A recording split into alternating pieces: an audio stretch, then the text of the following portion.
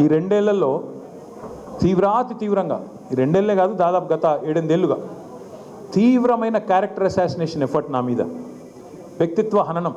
అంటే ఒక కుక్కను చంపే ముందు పిచ్చి కుక్కను ముద్రేయాలని ప్రయత్నం చేస్తారు కదా, నేనేదో డ్రగ్స్ తీసుకుంటానని, నాకేదో హీరోయిన్లతో సంబంధాలు ఉన్నాయని లేని దిక్కుమాలిన వార్తలు రాసి నన్ను క్షోభకు గురి చేయడమే కాకుండా నా కుటుంబ సభ్యుల్ని, నా పిల్లల్ని, నా వాళ్ళు అనుకునే వాళ్ళందరినీ విపరీతమైన క్షోభకు గురి చేశారు. అయినా కూడా ఎన్నడూ బాధపడలేదు, బయటకు వచ్చి వేరే వాళ్ళలాగా దొంగ ఏడుపులు ఏడవలేదు. నేను నిబద్ధతతో పనిచేసిన నాయకుని కాబట్టి ఎవరికి భయపడకుండా 2 ఏళ్లుగా తలవంచకుండా పోరాటం చేస్తూ ఉన్నాం. విచారణ క్రమాన్ని పిలిచారు, బరాబర్ పోతాం, పోయి అడుగుతా. ఏమడుగుతా? ఏం తప్పు చేసింది మా ప్రభుత్వం అని అడుగుతా, ఎక్కడ తప్పు జరిగింది అని అడుగుతా. ఇవాళ వారు సమాధానాలు చెప్పాలి నాకు.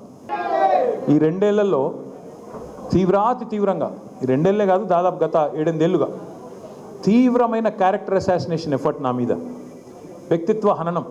అంటే ఒక కుక్కను చంపే ముందు పిచ్చి కుక్కను ముద్రేయాలని ప్రయత్నం చేస్తారు కదా, నేనేదో డ్రగ్స్ తీసుకుంటానని, నాకేదో హీరోయిన్లతో సంబంధాలు ఉన్నాయని లేని దిక్కుమాలిన వార్తలు రాసి నన్ను క్షోభకు గురి చేయడమే కాకుండా నా కుటుంబ సభ్యుల్ని, నా పిల్లల్ని, నా వాళ్ళు అనుకునే వాళ్ళందరినీ విపరీతమైన క్షోభకు గురి చేశారు. అయినా కూడా ఎన్నడూ బాధపడలేదు, బయటకు వచ్చి వేరే వాళ్ళలాగా దొంగ ఏడుపులు ఏడవలేదు.